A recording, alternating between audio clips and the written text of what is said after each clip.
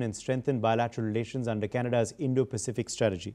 During a visit to India, starting from October 13th, Anand will be meeting with External Affairs Minister S. Jaishankar and Union Minister of Commerce and Industry Piyush Goyal, as both nations will work towards establishing a framework on key issues such as trade, diversification, energy transformation and security. This visit comes amidst the efforts of the Carney administration to restore ties with India. Anand will also visit Mumbai to engage with Canadian and Indian firms focused on investment, job creation and economic opportunity across both nations. Adit Kothari, Foreign Affairs expert, is joining us live on the broadcast. Adit, what do you expect to come out of the Foreign Minister of Canada's visit to India?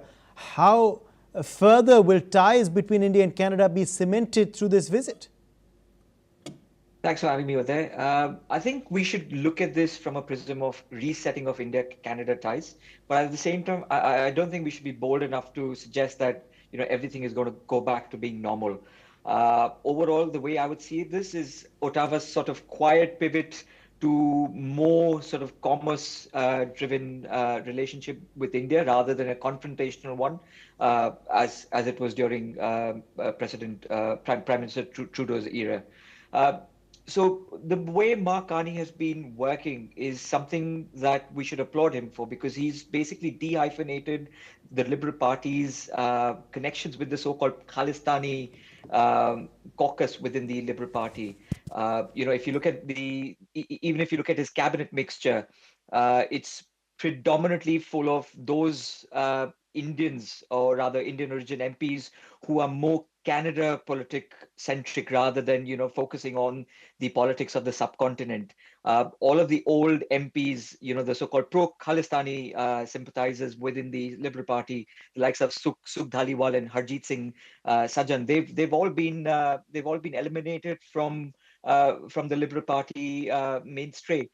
So it points that that Mark Carney is more technocratic in his approach. He's more realistic, and he understands how to sort of control these sort of nefarious characters, because he comes from that sort of financial and banking background.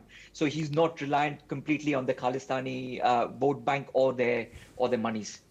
All right, Adit, thank you for joining us with your perspective on that story.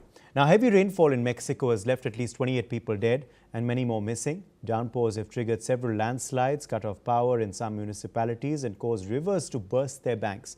The Cazones River has surged suddenly, inundating approximately 35% of the city.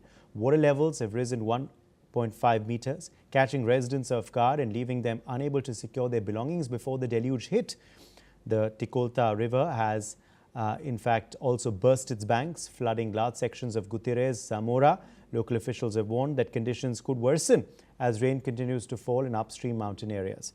The flooding has been attributed to heavy rainfall caused by a trough and tropical disturbance that brought intense precipitation to the mountainous regions of Veracruz and neighboring Puebla state, sending massive amounts of water downstream into populated areas too.